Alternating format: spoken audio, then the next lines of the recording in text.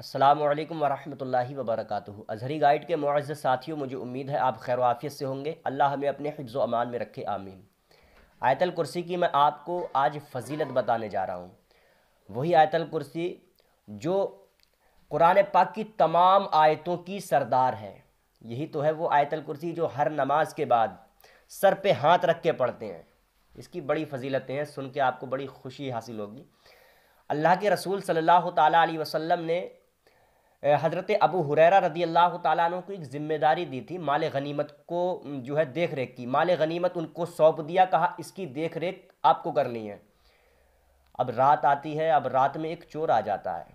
حضرت ابو ہریرہ رضی اللہ تعالیٰ عنہ کو جس مال کی، اس مال غنیمت کی دیکھ ریکھ کے لیے رکھا تھا، تو اسی مال کو چرا کے چور لے جانے لگتا ہے۔ لیکن حضرت ابو ہریرہ کی آنکھ کھل جاتی، چور کو پکڑ لیتے ہیں۔ اب چور کی تو اتنی حالت خستہ تھی، وہ دہائی دینے لگا کہ حضور چھوڑ دیجئے، میں بہت غریب ہوں، بیوی بچے بھوکے ہیں۔ تو حضرت ابو ہریرہ رضی اللہ تعالیٰ عنہ کو ترس آ گیا، نرم دل تھے، آپ نے اس کو کچھ حصہ لے جانے دیا اور اس کو چھوڑ دیا۔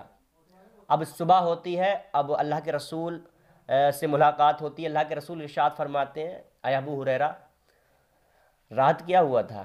کوئی مجرم آیا تھا؟ تو عرض کیا جی حضور۔ کہا تو پھر کیا ہوا، چھوڑ دیا؟ کہاں حضور چھوڑ دیا، وہ دہائی دے رہا تھا اور کہہ رہا تھا بڑا غریب ہوں، پریشان ہوں، بیوی بچے بھوکے ہیں۔ فرمایا وہ مکار ہے، وہ رات میں پھر آئے گا۔ اب دوسری رات آتی ہے اور واقعی وہ پھر آتا ہے۔ حضرت ابو ہریرہ رضی اللہ تعالیٰ عنہ ہوشیار ہو جاتے ہیں کہ اللہ کے رسول نے جب فرمایا تو کہ پھر آئے گا تو یقیناً آئے گا۔ تو جیسے ہی وہ آیا تو آپ نے پکڑ لیا، بولے اب تجھے نہیں چھوڑوں گا، تو مکار ہے۔ تو رونے لگا بہت، بولا اب وعدہ کرتا ہوں آپ سے، اب قطعی نہیں آؤں گا، بس تھوڑا سا اور مجھے دے دیجئے، تھوڑا حصہ، تاکہ میری پریشانیاں دور ہو جائیں۔ تو حضرت ابو ہریرہ رضی اللہ تعالیٰ عنہ نے اس بار بھی اسے چھوڑ دیا۔ لیکن جب صبح ہوتی ہے، اللہ کے رسول نے فرمایا، پھر وہی واقعہ پیش آیا، اور دیکھنا وہ اتنا بڑا مکار ہے، آپ نے یعنی آج بھی چھوڑ دیا، آج رات وہ پھر آئے گا، دیکھنا۔ تو حضرت ابو ہریرہ رضی اللہ تعالیٰ عنہ کو سن کے بڑا افسوس ہوا کہ بڑا مکار ہے یہ، آج رات بھی آئے گا۔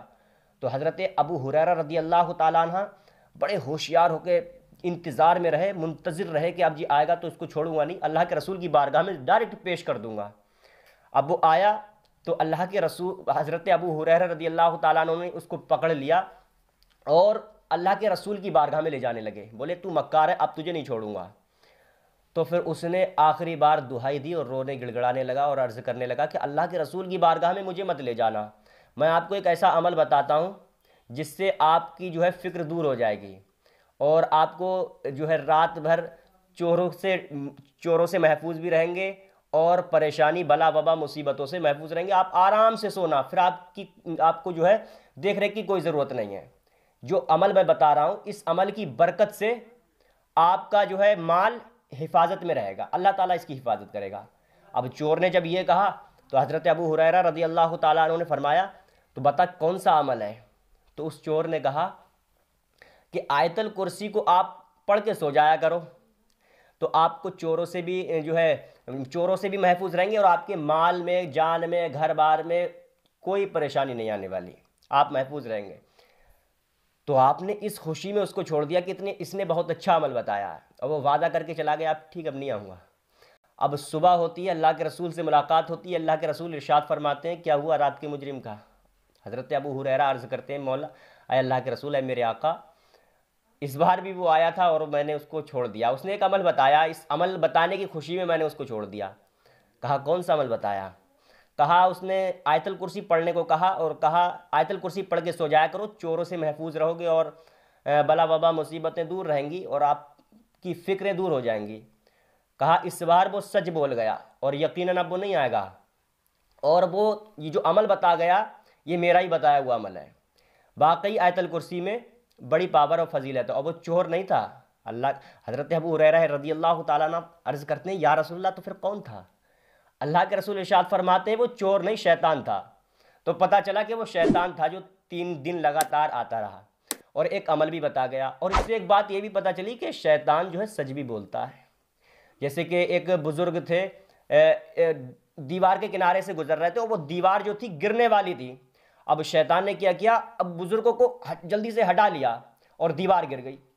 تو بزرگ نے کہا کہ آپ کا بہت بہت شکریہ، آپ نے میری جان بچائی۔ آپ ہیں کون؟ بولے میں شیطان ہوں۔ کہا تو پھر میری جان کیوں بچائی؟ بولے اگر تو دب کے مر جاتا اللہ تجھے شہیدی کا درجہ دیتا، اور میں نہیں چاہتا کہ تو شہیدی کا درجہ پا کے مرے۔ تو یعنی اچھائی بھی کرتا ہے، اگر جہاں اس کے نزدیک اگر کوئی بہتری ہوتی ہے۔ ایک مثال اور آپ کو دوں، جیسے ایک طرف نماز کا وقت ہے اور ایک طرف محفل میلاد سجی ہوئی ہے، تو ایک طرف نماز اس نے نہیں پڑھی ہے ایک بندے نے، اور شیطان ڈگائے گا بہکائے گا کہ ایسا ہے اللہ نبی کی محفل سجی ہوئی ہے، بڑے بڑے عالم آئے ہوئے ہیں، ان کے دیدار کے لیے چلتے ہیں، نماز پھر پڑھ لینا، یہ بہکائے گا۔ حالانکہ محفل میں جانا بھی عبادت ہے اور نیک کام ہے، لیکن نماز سے بڑھ کے نہیں ہے۔ شیطان نیک کام کروا رہا لیکن اس نیک کام کو چھڑوا رہا جو زیادہ بہتر ہے۔ تو پتہ چلا شیطان اچھائیاں بھی کرواتا ہے، تو یہ بڑا مکار ہے، اس سے بچ کے رہنا چاہیے۔ ہم خود دیکھیں کہ کون سی اچھائی ہے، کون سی جو ہے برائی ہے۔ تو میں آیت الکرسی کی فضیلت آپ کو بتا رہا تھا، یہ آیت الکرسی کی بہت زیادہ فضیلت ہے، اور سر پہ اللہ کے رسول ارشاد فرماتے ہیں جو ہر نماز کے بعد سر پہ ہاتھ رکھ کے آیت الکرسی پڑھے گا تو اس کے لیے جنت واجب ہو جائے گی۔ اگر یہ عمل اس نے اپنی زندگی میں بنا لیا تو یقیناً وہ جنتی ہے۔ تو جلدی یاد کیجیے آیت الکرسی کو، اسکرین پہ یہ دکھ رہی ہے آپ کو آیت الکرسی، اس کو یاد کر لیجئے۔